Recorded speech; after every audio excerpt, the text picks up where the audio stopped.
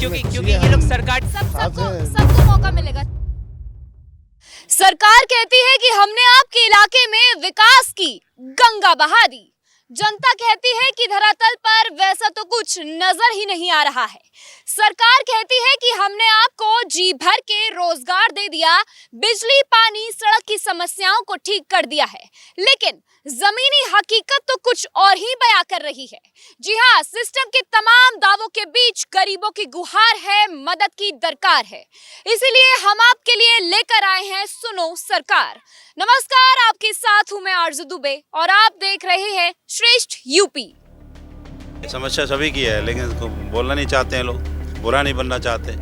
हाँ, ये भी चीज़ है ना, कौन सामने आए, कौन परेशान हो, कहाँ जाना आना, लिखा पढ़ी करनी है, हर आदमी इसके लिए तैयार नहीं होता है। और यदि हमारी बात आपके मीडिया के माध्यम से वहाँ तक पहुँच जाए, गवर्नमेंट को पहुँच जाए, तो मैं निवेदन करूँगा कि यहाँ पर हॉस्पिटल और सरकारी स्कूल इन और जो हमारे बुजुर्गों के लिए कुछ बैठने की व्यवस्था और बच्चों के लिए लाइब्रेरी वगैरह ये सुविधा हो जाए तो मैं आपसे डिमांड करूँगा। बैठा हुआ जीडीए बैठा हुआ, नगर निगम बैठा हुआ, लेकिन कोई भी नहीं देखता। पार्षद है, उनका कोई मतलब नहीं है। वो क्या जनप्रतिनिधि होते, मैं क्यों बुराई लूँ, मैं मेरी वोट खत्म क्यों करूँगा अपनी। तो ये वोट बैंक की राजनीति खत्म होनी चाहिए। गाजियाबाद के राजेंद्र नगर इलाके में इस वक्त हम लोग मौजूद हैं, जहां पर तमाम लोग आप मेरे साथ देख सकते हैं। आज इन लोगों की आवाज को सरकार तक पहुंचाने की कोशिश रहेगी। बाकी अब हाथ में इनके है कि ये क्या क्या समस्याएं अपनी बताएंगे, क्या क्या दिक्कतें अपनी बताएंगे, क्या क्या समस्याएं इनको इलाके में आ रही हैं। हमारे यहाँ जो ये नाले की प्रॉब्लम है, एक जो नाला दिया है बड़ा वाला, ये काफ़ी दिन से चल रहा है और इसका लेवल तो कुछ कम हो गया है, लेकिन हम चाहते हैं कि कवर्ड हो जाए नाला। और दूसरा जो आराधना रोड है, इसके ऊपर कूड़े का बहुत अंबार लगा हुआ है, कई महीनों से, क्या सालों ही हो गए, और हम इसको पार्षद से लेके विधायक तक लिखा भी है हमने, लेकिन उसका कोई समाधान अभी तक परमानेंट नहीं हुआ है। तो हम चाहते हैं कि कूड़ा यहाँ से हटाया जाए, ना डाला जाए यहाँ। पहले मुझे ये बताइए, जो नाला है ये एग्जैक्ट कहाँ पर है, कब से है? ये नाला जब से ही कॉलोनी बनी है, ये रोड बनी है मेन, ये यहाँ तभी से ही है, शुरू से ही। और इसका कुछ थोड़ा सा किया है, पानी का लेवल कम हो गया, लेकिन ओपन है नाला, जिससे मच्छर वच्छरों की बहुत प्रॉब्लम रहती है। और जो इलेक्ट्रॉनिक्स आइटम्स हैं, हमारे फ्रिज है, टीवी है, उनका बहुत ख़राबी होती है, उनका अक्सर वो हर 6 महीने ख़राब होते रहते हैं। तो उससे हम चाहते हैं कि कवर्ड हो जाए। इस समस्या को कहाँ तक लेके गए आप? हमने तो सिर्फ पार्षद और विधायक वगैरह को लिखा पढ़ी करी है, मेयर वगैरह को, इससे ऊपर तो नहीं गए अभी। सांसद तक समस्या को लेके गए? सांसद तक नहीं गए अभी। नहीं गए। हाँ, अभी यहीं से कोई जवाब नहीं मिला। और ये समस्या आपने कब डाली थी कि आपको ये समस्या आ रही है? कितना टाइम इस समस्या को डाले हुए? लगभग 1-1.5 साल हो गए, 1.5 साल का। 1.5 साल हो गया, तो मान लिया जाए कि ज्यादा समस्या नहीं है, इसलिए आप लोग शांत बैठ गए। शांत नहीं, अब सपोर्ट भी नहीं मिलता ना। अब अकेला आदमी क्या कर सकता है, लिखा पढ़ी कर सकता है, वो कर दिया उतना। तो ये भी मान लिया जाए कि सब समस्या सिर्फ आपको ही हो रही है, किसी और को नहीं हो रही? समस्या सभी की है, लेकिन इसको बोलना नहीं चाहते हैं लोग, बुरा नहीं बनना चाहते। हाँ, ये भी चीज़ है ना, कौन सामने आए, कौन परेशान हो, कहाँ जाना आना, लिखा पढ़ी करनी है, हर आदमी इसके लिए तैयार नहीं होता है। ठीक है। सर, एक समस्या का जिक्र कर रहे हैं, क्या है वो समस्या, थोड़ा एक्सप्लेन में बताइए सर। जैसा अभी इन्होंने जिक्र किया, नाले की समस्या, कूड़े की समस्या, प्रॉपर रोड पर सफाई नहीं, कई जगह लाइट नहीं है, ये समस्या है। बाकी तो और सब समस्याएं, लोहिया पार्क का है, यहाँ पे मेंटेनेंस प्रॉपर नहीं हो रहा है। लाइब्रेरी है, यहाँ पे जो टॉयलेट वगैरह एक भी नहीं है, लेडीज जेंट्स के किसी के लिए। ये भी व्यवस्था पहले अच्छा खासा मेंटेनेंस होता था।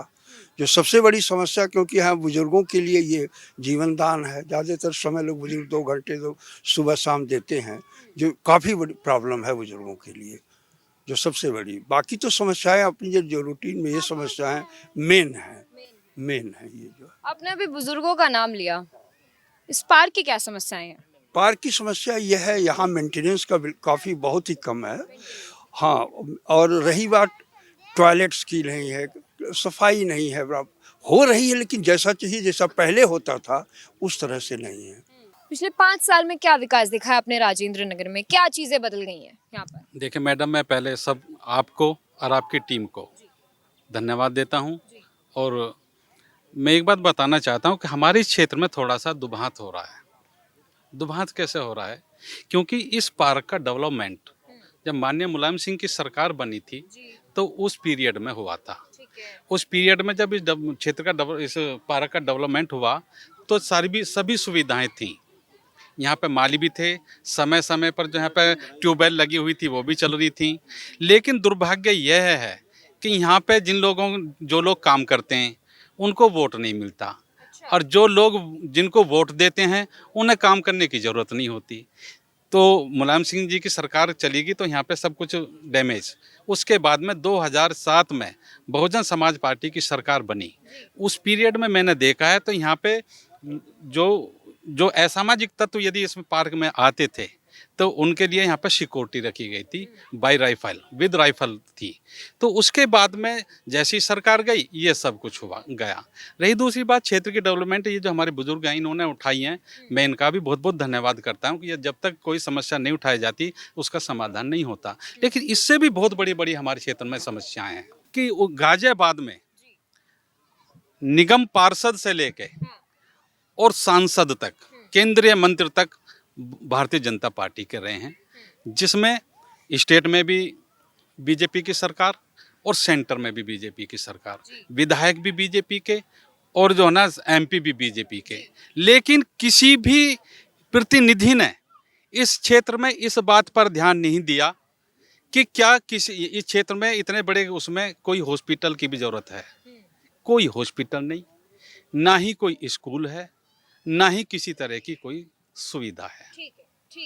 क्योंकि हाँ, एक सेकंड, क्योंकि उनको यहाँ से पूरे शालीमार गार्डन से गाजियाबाद से धर्म और जाति के नाम पर वोट मिल जाता है।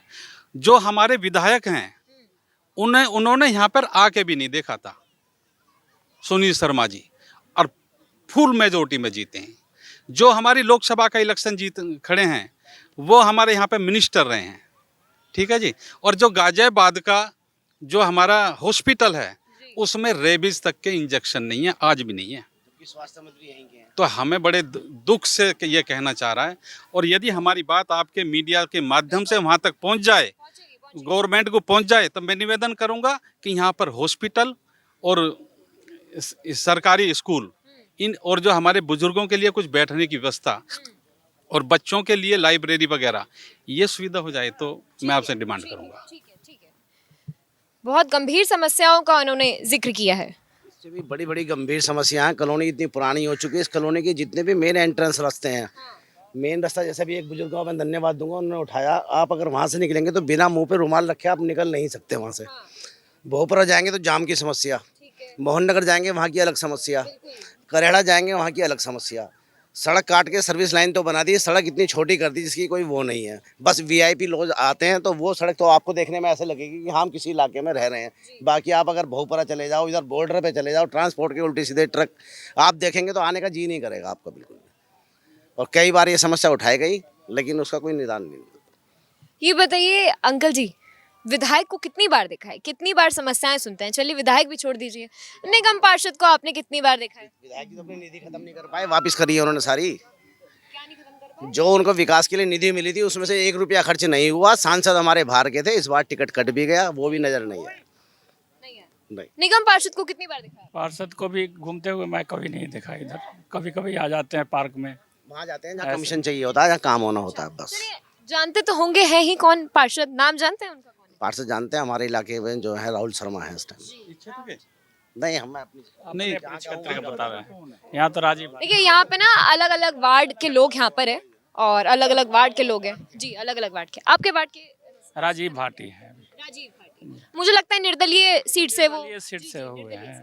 तो देखे हैं आपने कभी, समस्याएं सुनते हैं? समस्याएं तो छोटी मोटी देख लेते हैं वो ऐसे, लेकिन अब जितना हाथ में हो या उनका जितना प्रसन्न है उनके काम से विधायक को आपने देखा है? हाँ, विधायक को नहीं देखा। नहीं,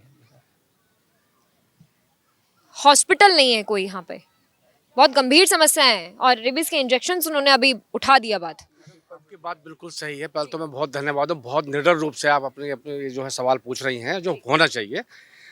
अगर अस्पताल की बात हो तो अगर हम देखें शालीमार गार्डन राजेंद्र नगर में जगह नहीं है। आप हॉस्पिटल की जो स्पेस चाहिए उसके लिए जगह नहीं है। दूसरा, पोस्ट ऑफिस होना चाहिए, उसके लिए स्पेस नहीं है। लेकिन ये आपको हमें पता है, लेकिन राजेंद्र नगर सेक्टर 1 में जो है 3 प्लॉट पड़े हुए हैं जो सरकार की निगाह में नहीं है, जीडीए को पता ही नहीं है, और जगह है वो, लेकिन उसका आज तक यूज नहीं हुआ है। 24 साल से तो मैं देख रहा हूँ मैं 2001 में यहाँ आ गया था, 23 साल हो गए मुझे, मैं देख रहा हूँ उसको। तो जब समस्या तो इतनी है, जब हम करने की इच्छा शक्ति ना तो पहले की सरकार में थी, ना दूसरे में थी, और जो इसकी है इसकी भी नहीं लग रही है, हम मुझे अभी तक नज़र नहीं आई है।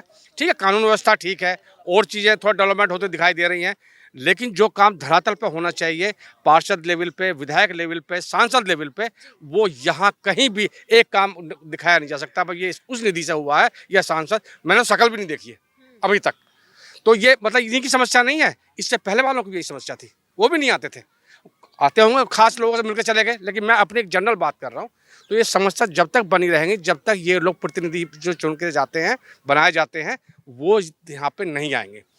रही बात अब अगर मैं पार्क की बात करूं, ये 20 साल से ज़्यादा शायद पार्क को बने हुए हो गए हैं। इस पे इतना लोड है, 42 एकड़ का लगभग ये पार्क है। इसका पार्क में जो घास है, इसका या तो डेवलपमेंट होना चाहिए या रिनोवेशन होना चाहिए। 10 साल एक लाइफ होती है लॉन घास की, लेकिन यहाँ क्या है, क्रिकेट भी खेली जाती है, फुटबॉल भी खेली जाती है, आम आदमी को घूमने में तकलीफ है, अंधेरा भी हो जाएगा। आप देखना कि वहाँ से एंट्री होगी, लड़का लड़की सब होते हैं उसमें, और वो सब अंधेरे का फ़ायदा उठाते हैं, जो भी होता है। ये इस पर रोक नहीं है। आप पुलिस को एक बार फ़ोन कर देंगे, हम तो बुजुर्ग लोग हैं, आप कितना पंगा ले सकते हैं।